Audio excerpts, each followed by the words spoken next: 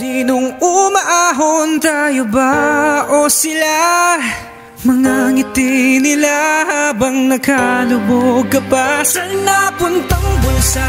Pinaghirapan kong mga barya, minumulto na ng mga pangako nyo.